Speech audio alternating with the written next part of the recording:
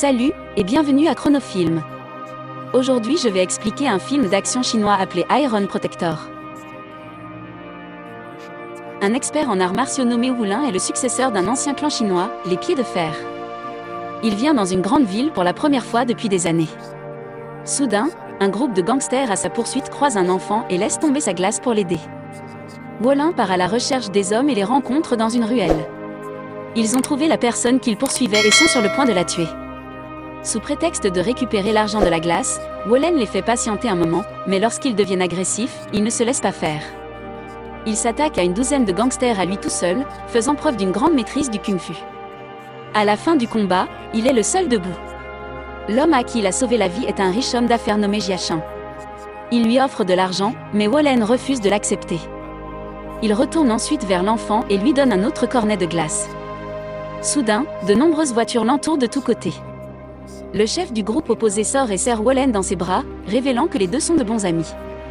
Il est un maître de Kung Fu et le propriétaire d'une société de sécurité. Zhang Lin et Zhang Li étaient autrefois les disciples du même maître.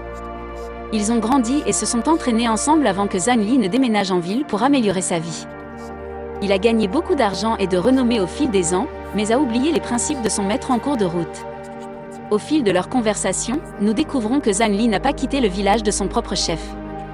Il a fait une énorme erreur lors d'un entraînement et a été mis à la porte par son maître. Le maître estimait qu'il n'était pas digne de se voir enseigner un art sacré comme le Kung Fu. De retour dans le présent, Wu Lin apporte les cendres du maître, révélant qu'il est décédé. Xiang Li s'effondre en larmes, toujours rempli d'amour pour son mentor. Le jour suivant, ils se rendent au centre d'entraînement de Zhang Li. Lors du contrôle de sécurité, on demande à Wu Lin d'enlever ses chaussures car elles sont en métal. Zhang Li connaît l'histoire de ses chaussures et l'autorise à entrer sans les enlever. L'homme d'affaires, Jian, est venu voir Zhang Li pour engager un garde du corps pour sa fille. Zhang Li lui montre la force de ses hommes, mais Jia Shang se montre intéressé par l'embauche de Wu Lin. Wu Lin accepte de le faire car un des enseignements du maître dit que le protecteur fera tout ce qui est en son pouvoir pour protéger son employeur. Le lendemain matin, Wu Lin rencontre Fef, la fille gâtée de Jia Shang. La première rencontre ne se passe pas comme prévu. Fef, surprise, laisse tomber sa serviette, pensant qu'il s'agit d'un intrus. Après avoir découvert qu'il est son nouveau garde du corps, elle lui offre de l'argent pour qu'il la laisse tranquille. Cependant, Wu Lin est fidèle à ses principes, et une petite somme d'argent ne le fera pas changer d'avis. En dernier recours, Fef le menace avec un faux pistolet, mais Wu Lin ne réagit pas du tout. Plus tard dans la journée, les deux hommes se rendent au centre commercial. Fef se promène à contre-séhur tandis qu'il la suit partout. Elle remarque alors un groupe de pervers qui embête une fille. Elle se dirige avec assurance vers le chef du groupe, fait comme Will Smith et le gifle. Lorsque l'homme est agité, elle ment en disant que Wu Lin lui a demandé de le faire. Les voyous sont sur le point de tabasser Wu Lin lorsqu'il affirme qu'il ne sait même pas qui est Fef. Le plan lui revient lorsqu'il le croit et commence à la poursuivre pour lui donner une leçon.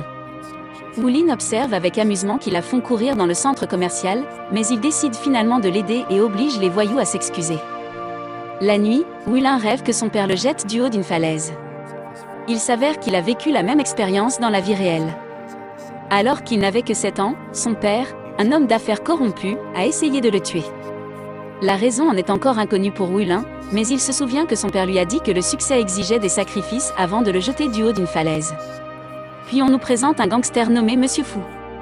Il était l'employeur de Jia Shang, mais il essaie maintenant activement de le tuer. Jia Shang possède des informations sur toutes les activités criminelles auxquelles Fu a pris part. Le gangster veut donc le tuer le plus vite possible. Un diseur de bonne aventure de confiance affirme que la fin de Fu est proche. Bien que l'homme travaille pour Fu depuis plusieurs décennies, il le tue en raison de cette supposition scandaleuse. Le lendemain, Wu Lin et Fefi se rendent dans un restaurant chic. Fef profite du repas tandis que Wu Lin se tient à ses côtés et surveille tout le monde. Soudain, il retient une serveuse, prétendant qu'elle essaie de faire du mal à Fefei. Fef, furieuse, se précipite aux toilettes, mais Wu Lin fait irruption et la fait sortir de force. Sur le chemin du retour, ils ont à nouveau une altercation. Un groupe d'hommes vient à l'aide de Fef, supposant que Wu Lin la harcèle. Elle en profite pour s'enfuir, mais est alors enlevée par la serveuse et le serveur de tout à l'heure. L'intuition de Wu Lin s'avère correcte, mais il n'a pas le temps de célébrer. Il suit rapidement la voiture et monte dessus. Mais après avoir sauté d'un viaduc, il perd rapidement pied et tombe une seconde fois. Il ne prend pas la peine de sauter dessus, mais l'affronte de plein fouet. Après l'avoir arrêté et avoir combattu le kidnappeur masqué, il parvient à s'enfuir avec Fei Fei.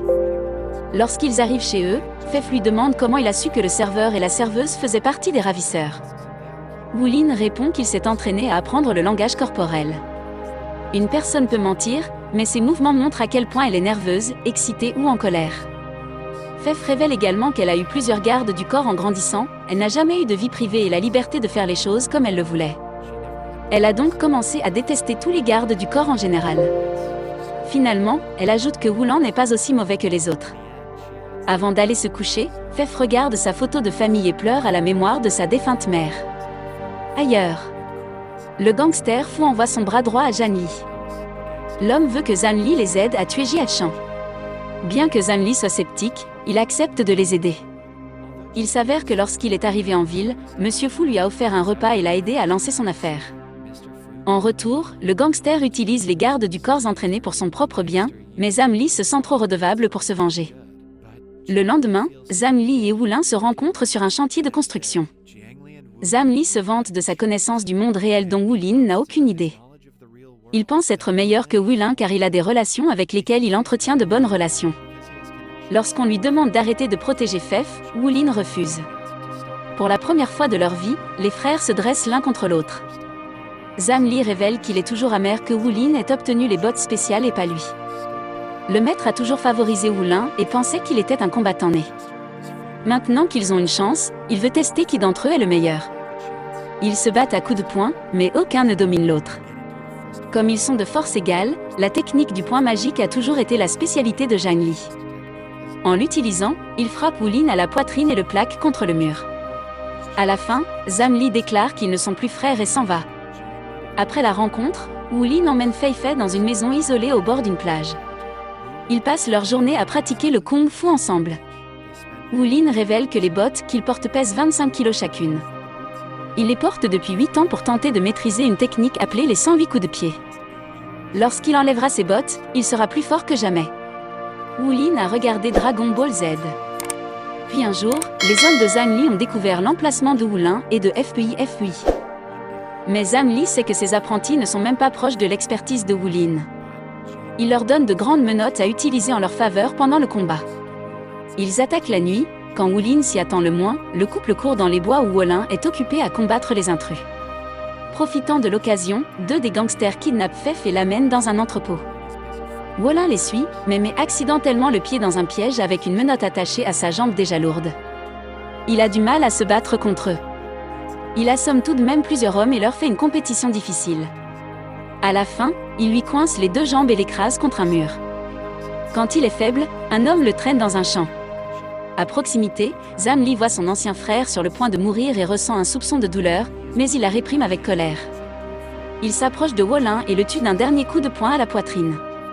Il l'enterre dans une fosse avant de retourner à leur base. La pluie continue de tomber à verse, transformant la fosse en une flaque d'eau.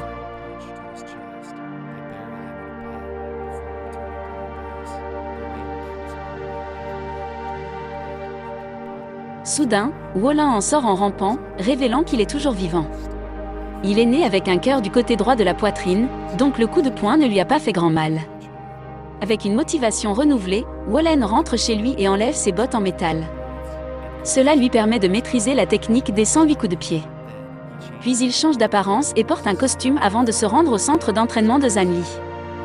Des centaines de ses apprentis qui gardent l'endroit l'attaquent, mais maintenant, avec 50 poids en moins sur ses pieds, Wulin est invincible. Il n'utilise que ses mains pour se défendre et en élimine plusieurs grâce à son incroyable jeu de jambes. À la fin, il est le seul debout sur le ring. Après la rencontre, il entre avec confiance dans une pièce avec Mr. Fu, Zhan Li, FPI et Jia Chang. Fu lui demande s'il n'a pas peur de mourir, ce à quoi Wulin répond que le succès exige des sacrifices. Fu est choqué car il avait dit la même chose à son fils avant de le tuer. Il y a plusieurs années, Fu et Jia Chang travaillaient ensemble comme partenaires, mais une fois, Fu a fait en sorte que Jia Chang se fasse attraper par la police, ce qui a provoqué la mort de sa femme. Depuis lors, Jia Chang cherche à se venger de Fu. Fu aimait tendrement son fils Wulin, jusqu'au jour où il vit Wulin chasser un animal en le regardant fixement. Le voyant de confiance de Fu lui a dit que son fils serait sa fin et celle de sa carrière. C'est la raison pour laquelle il a essayé de tuer Wulin, même si ce n'était qu'un enfant. Fu se moque de son destin, pensant que la diseuse de bonne aventure avait raison depuis le début.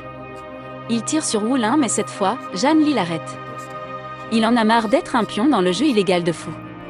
Il prétend qu'il veut se battre contre Wulin et lui donner une chance de montrer la puissance des 108 coups de pied.